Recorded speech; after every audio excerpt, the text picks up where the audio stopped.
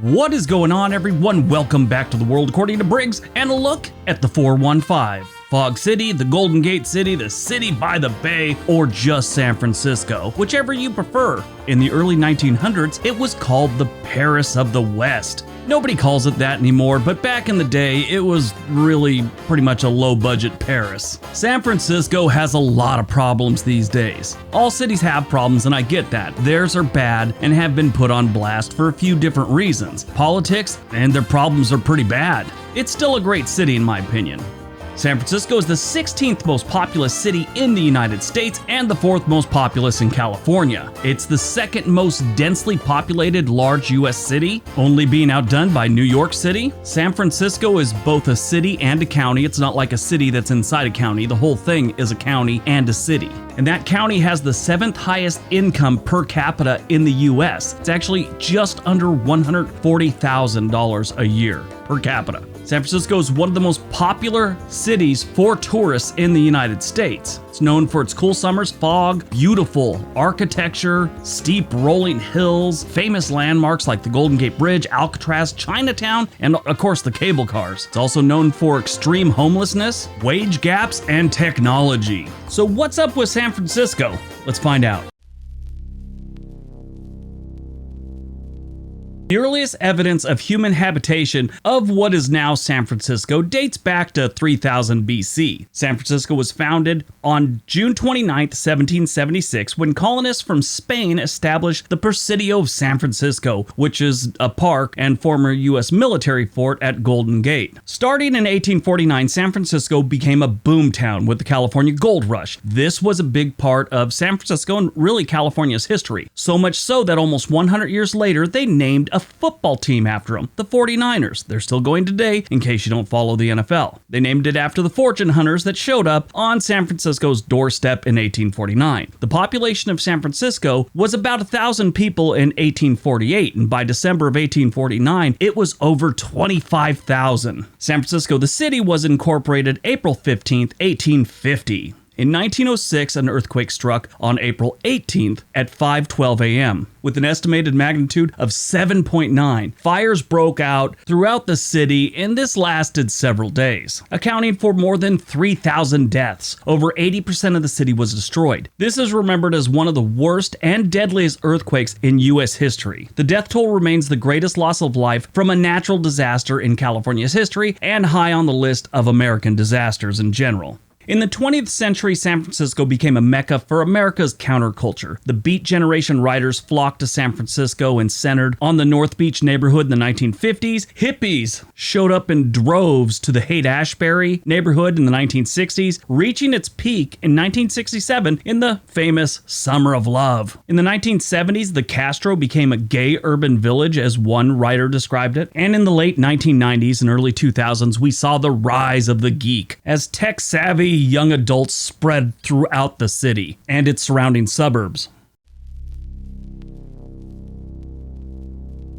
San Francisco has had its fair share of world-famous crimes and political drama. In the early 1900s, we saw the San Francisco Graft Trials. This was a series of attempts from 1905 to 1908 to prosecute members of the San Francisco Board of Supervisors. This isn't the last time the Board of Supervisors became embroiled in all kinds of weird drama. They have a history of this.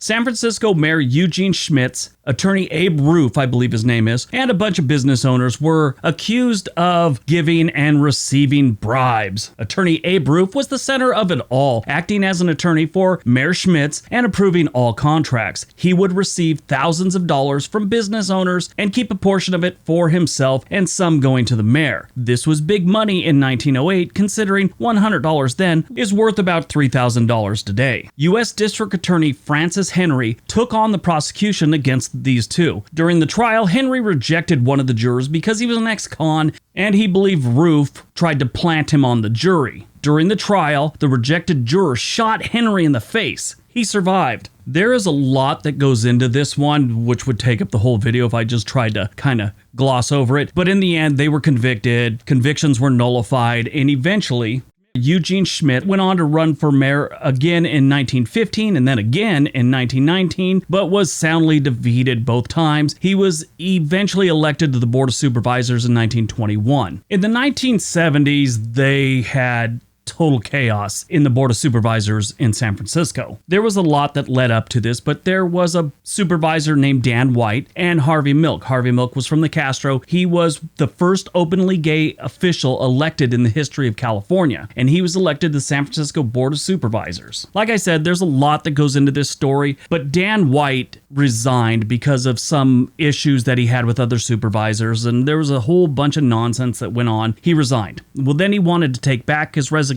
Originally, Mayor Moscone of San Francisco agreed to take back his resignation, but from pressure from other supervisors, they decided to not take his resignation back. This, I guess, sent him over the edge. Dan White snuck in a basement window, avoiding the metal detectors, made his way up to the mayor's office, shot and killed the mayor. Then he encountered Supervisor Harvey Milk, shot and killed him. This all went down in City Hall, and it was truly a tragedy. If you ever see the movie Milk, I brought it up before on my channel. Milk with Sean Penn plays Harvey Milk. It's a great movie, and it kind of sheds light on the whole thing, but this was a tragedy in San Francisco's history, and really the United States history. Dan White's defense was he was pushed so far, and he was suffering from depression and all these other things. He didn't get that much time. He only served 5 years of a 7-year sentence. On October 21st, 1985, less than 2 years after Dan White's release from prison, he committed suicide in his garage by carbon monoxide. San Francisco and really the area has a history of serial killers as well. The really famous one, like the Zodiac Killer, the Doodler, who killed no less than 14 people in the gay community. He liked to sketch his victims before the slaying, hence the name the Doodler. You had the Santa Rosa Hitchhike Killer, the Golden State Killer, who did his crimes in the 1980s. The one I found most interesting, because I'd never heard about it until I started researching this video, the Zebra Killers. They actually called themselves the Death Angels, but this was a group of 4 black Muslim serial killers who went around and killed white people in 1973, 1974. They're accused of killing 15 people and wounding 8 to 10 others. They believe there could be a lot more, but they're really not sure. But definitely confirmed 15 dead. I don't know. When I was a kid growing up in Southern California, I just always had this image of San Francisco being this place where there was tons of serial killers. There must have been a bunch of movies or something back in the day about all that, and I just knew it and had it in the back of my head that you don't want to move to San Francisco because you're going to be killed by a serial killer. It's weird, I know.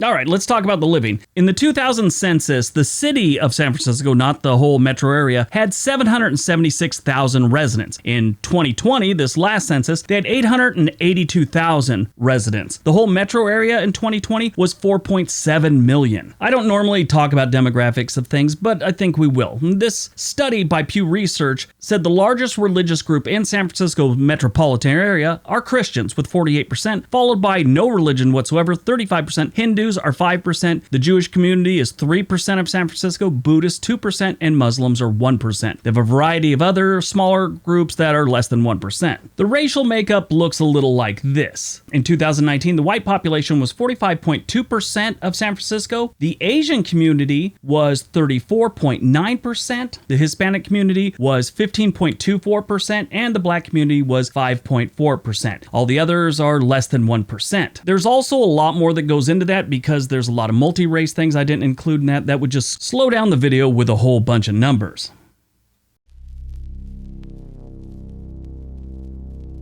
The California Gold Rush of 1849 brought rapid growth to San Francisco, making it the largest city on the West Coast at the time. This gold rush turned San Francisco into the principal banking and finance center of the West Coast in the 1800s. This is when and where Bank of America and Wells Fargo and a bunch of other banks were founded. They still have a lot of banks there, but they've turned mostly towards the tech side of things. You've got companies like Twitter, Airbnb, Square, Salesforce, Gap, which isn't a tech company, and Levi Strauss, not tech companies, but they're there. Dropbox, Uber, Lyft. Twitch was originally there, but now they're owned by Amazon, so who knows. This list could change on a weekly basis depending on who buys what tech company, but you know, that's who's there right now, along with a couple hundred other famous tech companies. Other big industries here are really education. They have some major universities in San Francisco and really the area. You've got University of California, San Francisco, University of San Francisco State University. Then if you branch out to the surrounding area, they got all kinds of things like Berkeley and Stanford and so many others.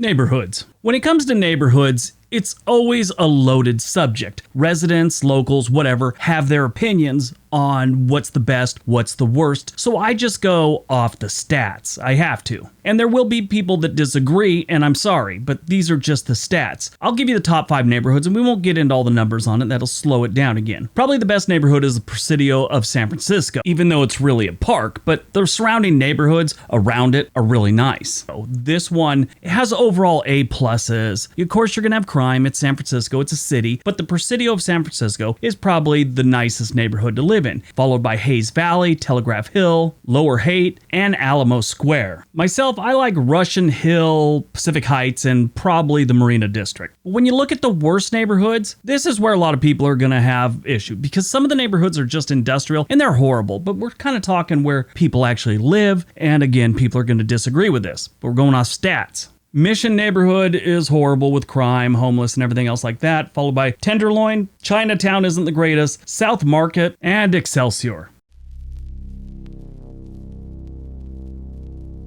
Being on the water, you know San Francisco is going to have great seafood. They're also known for their Chinese food, along with a whole bunch of other things. What I find unique is they have 2 great places to eat that have the name Luca in it. The first one is Little Luca's. This is a sandwich place that is amazing. The sandwiches are huge. That's down in South San Francisco on El Camino. It is great. I had a tri-tip sandwich there like 2 years ago. I still dream about that sandwich. The other one is Luca Delicatessen. That's in the Marina District. They've been dishing out sandwiches and ravioli since 1929. It's like old school delicatessen. You know, they got the salami hanging from the ceiling, wheels of cheese, all that good stuff. You also have House of Prime Rib. Now, if you're going there with people that are going to eat prime rib and you think you're going to get something else, maybe a salad or something, you might get a salad, but this place really only serves prime rib. I'm not even joking. Well, prime rib and drinks. Don't go there looking for a steak or some chicken or something like that. If you're in San Francisco and you like Chinese food, you gotta eat at Samwo Restaurant. This restaurant is believed to be the oldest in San Francisco's Chinatown, and then, obviously, being the very oldest Chinese restaurant in America. It's kind of one of those things you gotta go there and just eat, so you could say you did.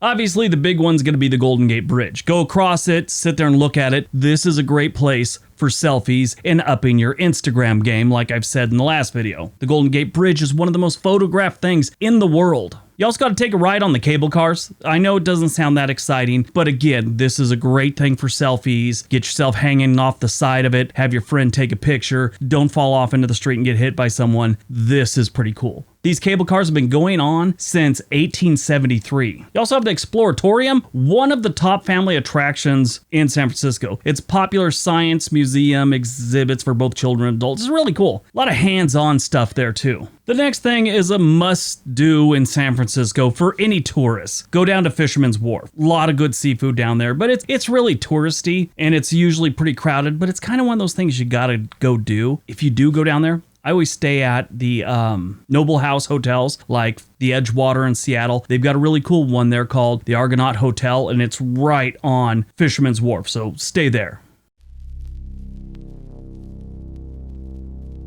San Francisco has a lot of famous people that have lived there, but really not a ton of famous people that were born and raised there. Some of those include Ansel Adams, the greatest photographer of all time, in my opinion. Steve Jobs was actually born and adopted in San Francisco. Mel Blanc, who was the voice of Bugs Bunny and Porky Pig and so many others. Alicia Silverstone, I loved her. She was from Clueless, great actress. Robert McNamara. He was the 8th United States Secretary of Defense. His president was John F. Kennedy, Vice President Lyndon B. Johnson, and he's probably one of the smartest Americans of all time. Robert Frost, the poet, O.J. Simpson, professional football player, convicted criminal, and suspected murderer. Jack London, writer, Call of the Wild, White Fang, so many great books. I think I've read every single thing he wrote when I was between the ages of 12 and 14. Caspar Weinberger. He was the 15th United States Secretary of Defense. He was also the 20th Director of the Office of Management and Budget, Chair of the Federal Trade Commission, and the 10th United States Secretary of Health, Education, and Welfare. When he was the Secretary of Defense, I think around 1986, he had come to Fort Ord. I was there. I didn't meet him or anything like that, but it's one of those things where, they watch us train, then they come up, say a few words, and they leave. I think I was so tired, I don't even know what he said.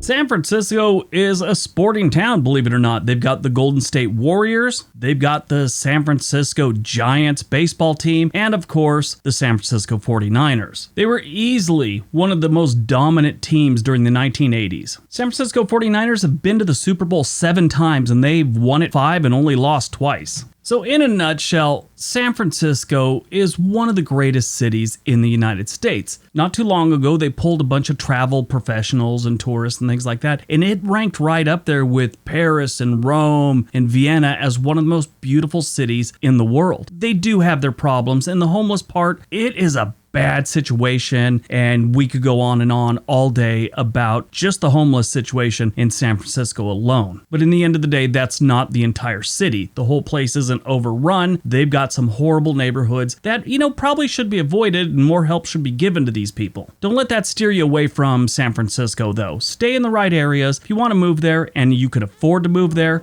do it. Just watch where you go. Kind of like every city, but San Francisco's got it bad in some areas. I love San Francisco. I'll be there again in 2 months. All right, that's today's video. Don't forget to like, share, and leave me a comment. Tell me what you thought. This is a new series of videos we're doing, so, whatever you think, we'd like to hear what you think could be added, what we could take away, as long as it's productive. All right, everyone. Have a great day. Be nice to each other.